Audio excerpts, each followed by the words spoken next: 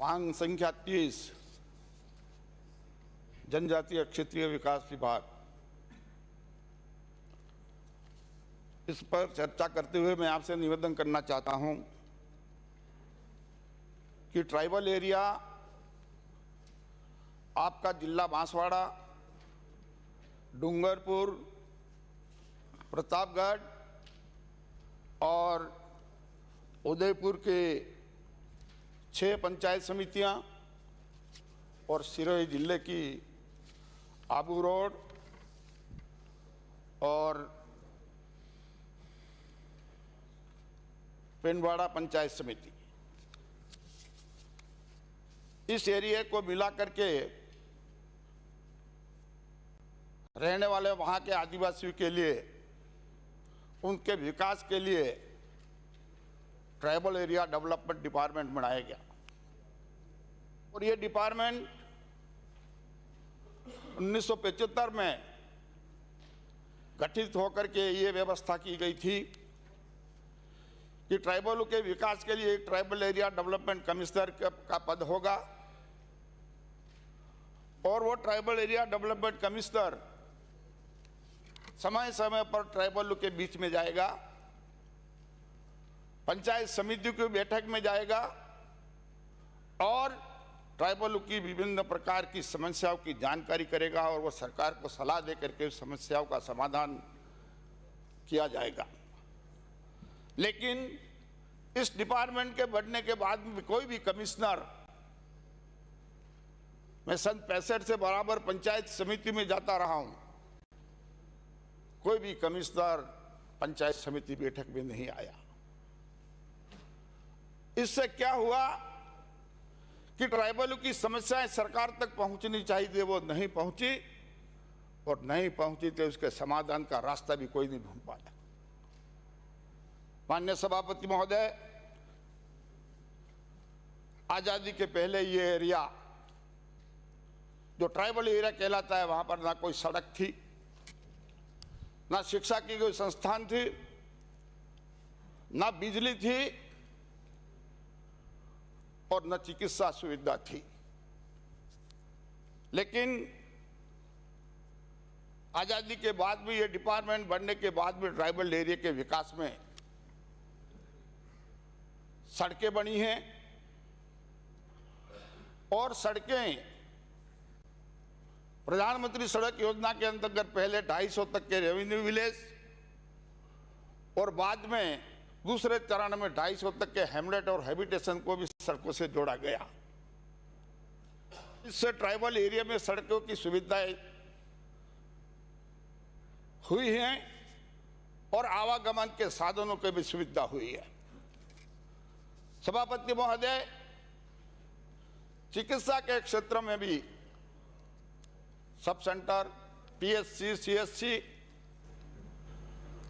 Tribal area में खुले हैं और लोगों को चिकित्सा सुविधा भी मिल रही है। सभापति महोदय, आप जानते हैं कि ट्राइबल एरिया में राजनीतिक दृष्टि से अलग ही एक व्यवस्था हुई। आप जानते हैं कि ट्राइबल एरिया की जितनी भी पंचायतें हैं, उस पंचायत में महिला या पुरुष ट्राइबल ही बनेगी। प्रधान उस पंचायत समिति में ट्राइबल ही बनेगा और एमएलए, एमपी और आपका जिला बांसवाड़ा और डूंगरपुर में तो जिला प्रमुख भी आदिवासी ही बनेगा। तो राजनीतिक दृष्टि से हम ये कह सकते हैं कि ट्राइबलों को बहुत अधिकार मिला है और एरिया खेती बाड़ी में भी सुधार हुआ है और धीरे धीरे विकास की ओर बढ़ रहा है। लेकिन माननीय सभापति महोदय, मैं ये बात निवेदन करना चाहता हूं कि आर्थिक दृष्टि से आदिवासी को संपन्न बनाने के लिए हमने कोई बड़े कदम नहीं उठाए और आर्थिक दृष्टि से नहीं उठाए तो जैन दर्शन में यह कहा गया है कि मनुष्य का बाह्य जीवन बिना धन से संभव नहीं है। और मैं ये भी जानता हूं कि ऐसा कोई चमत्कारिक दिन आने वाला नहीं है कि आकाश से रुपया पैसा धरती पर गिरेगा और आदिवासी बीन बीन करके बोरे भर देगा और संपन्न हो जाएगा। ऐसा दिन भी नहीं होने वाला। इसलिए माननीय सभापति महोदय, आदिवासी को के पास पैसा कहां से आए? हमारी देश की सरकार ने राष्ट्रीय रोजगार गारंटी कार्यक्रम बनाया और ये कहा कि एक परिवार को 100 दिन काम करने का अधिकार होगा। सभापति जी, एक घर में 3, 4, 5 परिवार के लोग रहते हैं और 100 दिन काम करेंगे तो 20,000 रुपया मिलेगा। और 20,000 का रुपया लेकर के कितना विकास करके आगे बढ़ जाएगा, ये मेरी समझ में नहीं आता है। इसलिए माननीय सभापति जी, मैं निवेदन करना चाहता हूं कि हमने पढ़ा लिखा करके लड़के लड़कियां फौज तैयार कर दी। जो भी सरकार की नौकरियां निकलती हैं, रिजर्वेशन के आधार पर जो भी हमारा कोटा बनता है, लड़के लड़कियां जाके उस नौकरी में फिट हो जाते हैं, नौकरी लग जाते हैं। लेकिन नौकरी नहीं लगने वालों का क्या हाल होगा? हमको शारीरिक काम करने की हमारे पास ताकत है, लेकिन हमने इतने सालों के 70 साल के दौरान में कभी नहीं सोचा कि आदिवासी समाज का लड़का लड़की पढ़ के आएंगे, ये बेरोजगार होकर के घूमेगा, इसको किस काम पर लगाएंगे। हमारे शुरुआत में हमारी सोच होनी चाहिए थी कि ट्राइबल एरिया में उद्योग धंधों को विशेष प्रोत्साहन राशि देकर के उद्योगपतियों को उद्योग धंधे लगाने चाहिए थे। मेरे विधानसभा क्षेत्र खेरवाड़ा में एक धागा मिल है, वह 1980 के आसपास स्थापित हुई है और वहां पर 3,000 आदमी काम करते हैं। इसके अलावा हमारे पास में कुछ नहीं। ऋषभदेव के पास में मसारी की ओबरी ओडवास गांव, ग्रीन मार्बल का खजाना, और वहां पर 400 माइंस खोदी गई। उस 400 माइंस में हम लोग अधिकारियों से कहते रहे कि साहब ये माइंस हमको अलॉट की जाए। तो उन्होंने पूछा कि आपके पास पैसा कहाँ है? और मैंने कहा हमारे पास पैसा नहीं है, इसीलिए आपसे मांग रहे कि हमको पैसे वाला बनना है। हमारे पास पैसा नहीं है, माइंस हमारे नाम से होगी तो जो पैसे वाला आदमी होगा हम पार्टनर करेंगे और उसका मुनाफा बांटेंगे। लेकिन माइंस से 400 में से एक भी माइंस आदिवासी व्यक्ति को नहीं मिली और मसारे की ओबरे और ओडवास गांव खोद खोद खोद करके ऐसा बना दिया कि 100 साल तक भी एक घास का तिनका नहीं उगेगा। लेकिन सभापति महोदय, एक हमारे जैन भाई और एक आदिवासी भाई जो इस विधानसभा के माननीय सदस्य भी रह चुके हैं, दोनों ने पार्टनरशिप में माइंस खोली और पूरे विधानसभा क्षेत्र में एकला आदमी हमारा आदिवासी करोड़पति है। अगर हम 150 आदमी को माइंस दे जाती तो 150 आदिवासी करोड़पति हो जाते।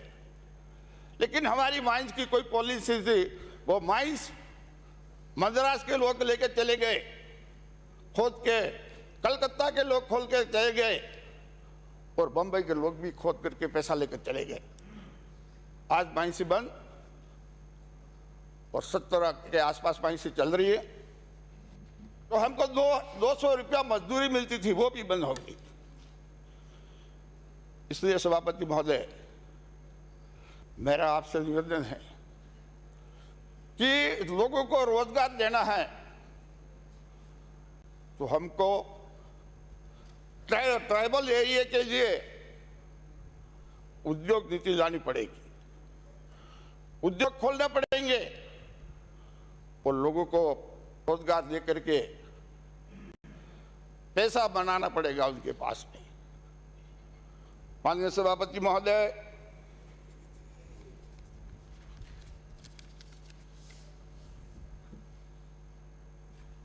शराब के ठेके, संविधान के 5th शेड्यूल में व्यवस्था है कि ट्राइबल एरिया में शराब के ठेके नहीं होंगे, लेकिन 2003 में इस व्यवस्था को तोड़ा, शराब के ठेके हुए और पिछले सालों में जो ठेके हुए वो लॉटरी के आधार पर था और लॉटरी में हमारे लोग कई शराब के ठेके लेने में कामयाब हो गए। लेकिन अब फिर जाके एक षड्यंत्र रचा, कहा कि ये ऐसा नहीं होगा, ये तो नीलामी के आधार पर होगा और वहां हमारे आदिवासी कोई नीलामी में ठेका लेने के लिए कामयाब नहीं हुआ। तो मैं आपसे ये बात इसलिए कहना चाहता हूं कि कानून तो कहता है कि ट्राइबल एरिया में दारू के ठेका मत करो, फिर भी आप दारू का ठेका कर रहे हो और हमको पिला रहे हो। हम पिएंगे, आपके खजाने में रुपये भी डाले, पर हमको रुपया भी कमाने दो। क्यों नहीं हमको ठेका देना चाहते हो आप? ऐसी व्यवस्था करो कि ट्राइबल एरिया का ठेका ट्राइबल और ट्राइबल एरिया का आदमी ही ठेका ले, नहीं तो जैसे हमारी माननीय सदस्य अभी कह रही थी बंद करो, और आप बंद भी करना नहीं चाहते हो, रुपया कमाना चाहते हो और हमारे आने वाली पीढ़ी दारू पी के भमती हो गई सड़कों पर, हम उसको भी बर्दाश्त कर रहे हैं, लेकिन ठेका हमको देने की व्यवस्था आपको करनी पड़ेगी और नहीं करेंगे, हमारे पास पैसा नहीं आएगा तो आप जानते हो कि जिंदा और भूखा व्यक्ति ज्यादा दिन शांत नहीं रहेगा, वो कुछ भी खेल कर सकता है। इसलिए मैं सभापति महोदय कि शराब के ठेके सरकार इसके बारे में सोचे। मैं आपसे यह भी निवेदन करना चाहता हूं कि आपकी सार्वजनिक वितरण प्रणाली है, ये प्रणाली आपने जो लाइसेंस दिए हैं उनको व्यापार करने का लाइसेंस दिया, जबकि ये अनाज वितरण कंट्रोल का अनाज वितरण करना है और वो व्यापार का लाइसेंस जब तक वो जिंदा रहे तब वो लाइसेंस लेके बैठा रहता है, उसको किसी तरह का भय नहीं है। इसलिए लाइसेंस को रिन्यू करने का प्रोविजन करो कि 5 साल के बाद में अगर इसका व्यवहार अच्छा रहा, गरीबों को दाना सही वितरण किया तो उसका लाइसेंस रिन्यू होगा, नहीं तो नहीं होगा। और इस रिन्यू लाइसेंस में भी क्योंकि बीपीएल परिवार पर ट्राइबल लोग ही ज्यादा हैं, तो आप ट्राइबल को भी क्यों लाइसेंस देना क्यों नहीं चाहते हो? उनको ठेका दो कि उनको लाइसेंस दो, उनको दाना वितरण करो तो दो पैसे उसके पास में भी आएंगे। माननीय सभापति महोदय, महुए की शराब को लेकर के बार बार जिक्र होता है और मैं ऐसा मानता हूं कि इस महुए के दारू से आदिवासी समाज बर्बाद हो रहा है और इसलिए बर्बाद हो रहा है कि जैसे ही दारू उसके घर पकड़ा जाए उसके खिलाफ में केस दर्ज होगा और 15 साल 20 साल तक कोर्ट में पेशी करता रहेगा। अगर वो आदमी हमारा गुजरात में पकड़ा जाए तो गुजरात में मजिस्ट्रेट साहब 2 पेशी हुई, तीसरी पेशी मजिस्ट्रेट साहब उसको पूछे कि तमने तुम्हारो गुनो कबूल छे? हाँ साहब कबूल छे, तो जता रहो 50 रुपया जुर्मानो। और हम हजारों रुपये भर करके 20 साल तक 30 साल तक केस लड़ करके बर्बाद हो जाते हैं। और ये महुए की दारू इतना आदमी के चस्का लग गया है आदिवासी समाज के व्यक्ति को कि वो जल्दी छोड़ना भी नहीं चाहता है। लेकिन मैं आपसे ये बात कहना चाहता हूं कि ये महुआ जो आपका है, महुआ का फूल है, वो राजस्थान में नहीं है, गुजरात से आता है, मध्य प्रदेश से आता है और ललितपुर उत्तर प्रदेश से आता है। आप वहां से इस माल को क्यों आने देते हो? आप जानते हो कि इसलिए जाके शराब बनेगी, शराब बनेगा तो हम पकड़ेंगे तो जेल में रखेंगे। तो अगर इस महुए को आप ललितपुर से आने वाले दूसरे प्रदेशों से भाई रोक दो तो ये महुआ आएगा भी नहीं, शराब बढ़ेगा भी नहीं, हमारे समाज का आदमी बर्बाद भी नहीं होगा। लेकिन सरकार की नीयत ये कि व्यापारी का गोदाम भरा हुआ है, उसके कोई कार्रवाई नहीं होगी और 5 किलो महुआ लेके घर या जाते ही कार्रवाई होगी। इसलिए सभापति जी, इस बात पर को भी सरकार को चिंतन करने की जरूरत है और ये बर्बाद आदिवासी हो रहा है उसको किस तरह से रोका जाए इस महुए की शराब से, इस पर भी सरकार चिंतन करे। माननीय सभापति महोदय, एक समाज में और बुराई, वो है मोताना प्रथा। और इस मोताना प्रथा से भी समाज बराबर बर्बाद हो रहा है। किसी भी तरह का अपराध होता है तो सरकार तो आईपीसी लगाती है और उसको कहती है जा जेल में, और समाज के लोग इकट्ठे तौर वो अपनी तरह से दंडित करते हैं। तो मैं आपसे दरख्वास्त ये करना चाहता हूं कि सरकार ऐसे कानून व्यवस्था करे कि मोताना प्रथा किसी भी तरह से कंट्रोल में हो जाए, फैले नहीं और लोगों को, समाज के लोगों को बर्बाद नहीं करे। अन्य सभापति महोदय,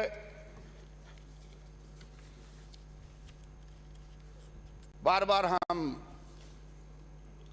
प्रशासनिक सेवाओं में 5% आरक्षण अलग से मांगने की बात करते आए। सभापति जी, आप जानते हैं कि यह व्यवस्था मेडिकल में लागू हो चुकी है। 5% ट्राइबल एरिया के लोगों की अलग से मेरिट बनती है और 500-700 डॉक्टर आज तक बन गए। तो ये व्यवस्था आपको प्रशासनिक सेवाओं में करने में क्या कठिनाई आ रही है? मैं समझता हूं अपनी मेरी ओर से कि कानूनी कोई अड़चन नहीं है, ये सरकार की विल पावर पर ये निर्भर है और सरकार विल पावर दिखाए और ये 5% प्रशासनिक सेवाओं में हमसे हमारा अलग कर दे। आप मेरिट लिस्ट बनाइए 1 से लेकर के 5, 1 से लेकर के 7। अगर हमारा आदमी, हम क्वालिफिकेशन साथ में कोई समझौता करना नहीं चाहते। हम चाहते हैं कि अगर हमारे 2 आदमी क्वालिफाई हो गए तो 3 आदमी आप उधर 5 के बाद में, 7 के बाद में 8, 9 भर दीजिए, 10 भर दीजिए, लेकिन एक बार तो हमको मौका दो। वो मैं ये बात इसलिए बार बार कह रहा हूं कि एक सड़क पर मजदूरी करने वाला का बेटा, गुजरात में डूडी बांधने वाले का बेटा और एक आईएएस, एक आईपीएस, एक आरएस, आरपीएस का लड़के के बीच में कंपटीशन हो रहा है और बट नेचुरल है वहां पर उस काश्तकार का, इस गरीब का, मजदूर का बेटा कभी उनका कंपटीशन करके नहीं आ सकता। तो ये इतना समय तो गुजर गया। ये होते होते अब ये वक्त अब ये आया है कि सभापति जी उसका किसी भी तरह से निस्तारण कराओ, ये फैसला कराओ ताकि आने वाली पीढ़ी को प्रशासनिक सेवाओं में जाने का मौका मिल सके। माननीय सभापति महोदय, एक बात और आपसे निवेदन करना चाहता हूं कि टीएसपी एरिया में ग्रेड 1 से लेकर के 9 तक की सर्विसेज, उसमें 2 कैटेगरी में आपने बांट दी, एक रिजर्व और एक अनरिजर्व। रिजर्व में 45 ST, 5% SC और अनदर 50% अनरिजर्व। अनरिजर्व को लेकर के एरिया में अशांति फैली और वो अशांति इस हद तक पहुंच गई कि प्रशासन को कड़े कदम उठाने पड़े और 2 लोगों की मौत हो गई। मैं आपसे ये बात इसलिए कहना चाहता हूं कि ये प्रॉब्लम खड़ी है और समय रहते हुए प्रशासन को और सरकार को मिलकर के इस प्रॉब्लम को सॉर्ट आउट करना है। अब सॉर्ट आउट करने का क्या फॉर्मूला होगा वो तो मेरे समझ में नहीं आता है, लेकिन मेरे से पूछेंगे तो बताऊंगा। अभी सदन में नहीं कहना चाहता। इस प्रॉब्लम को सॉर्ट आउट करो ताकि हमारा सदियों से भाईचारे के साथ हम रहते आए हैं, ट्राइब और नॉन ट्राइब सब। एक छोटी बात को लेकर के मिसगाइड होकर के और लोगों ने अपना राजनीति में व्यक्तिगत दर्जा ऊंचा करने के लिए इस खेल को खेला और इससे पूरा ट्राइबल देश में बदनाम हुआ, देश विदेश तक उसकी खबर गई। इसलिए मैं चाहता हूं और मैं दरख्वास्त करता हूं आपसे कि सरकार इसको गंभीरता से ले ताकि इस तरह की घटना फिर से पुनरावृत्ति नहीं हो और सब हम लोग सदियों से साथ साथ में भाईचारे से रहते आए, वैसे रहते आए। सभापति जी, आप मेरी ओर बराबर देख रहे हैं, मेरे को यूं पड़ता है कभी फटकारने वाले हो, लेकिन 1-2 बात एक मैं अपनी बात खत्म करना चाहता हूं। खेरवाड़ा में लंबे समय तक मिलिट्री की भर्ती हुआ करती थी। पता नहीं पिछले 5-7 साल से इस मिलिट्री की भर्ती को खेरवाड़ा से हटा दिया गया। मैं आपसे निवेदन करना चाहता हूं कि सरकार फिर से इसके प्रयास करे। भारत सरकार के गृह विभाग से बात करनी पड़े तो करे, लेकिन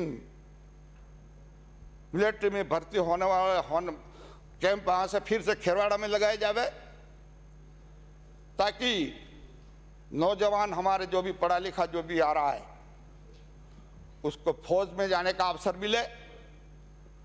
और जब वो फौज में जाएगा तो उसकी जो संकुचित भावना पैदा की है लोगों ने ट्राइब नॉन ट्राइब की, वो उससे ऊपर उठ करके देश की सेवा करेगा। इसलिए यहाँ पर कैंप लगाने की बात भी आप से माध्यम से सरकार से कहना चाहता हूँ कि मिलिट्री की भर्ती बहाल करें। आखिर में एक बात और कहते हुए सभापति जी कि उदयपुर जिला बड़ा है, इसके साथ साथ में ट्राइबल एरिया कोटड़ा में रहने वाला, खलासिया में रहने वाला, झारोल में रहने वाला, खेरवाड़ा में रहने वाला, केसरिया जी में रहने वाला, सेमारी, सराड़ा और बिछीवाड़ा, ये लंबा एरिया है जहां पर प्रशासनिक अधिकारियों की पहुंच नहीं हो पाती है। और आदमी हमारा इतना होशियार भी नहीं हुआ कि अधिकारी के पास जाओ और अपनी बात कह दे और अपनी समस्या का समाधान करा दे। इसलिए प्रशासन की दृष्टि से ठीक व्यवस्था चले, आम आदमी को बड़े अफसर तक जाकर पहुंच करके अपनी बात कहने का अवसर मिले। इसलिए खेरवाड़ा में जिला मुख्यालय करने की सरकार से मांग करता हूं। आपने समझ लिया। धन्यवाद। जय हिंद। श्री हरेंद्र दिनेमा।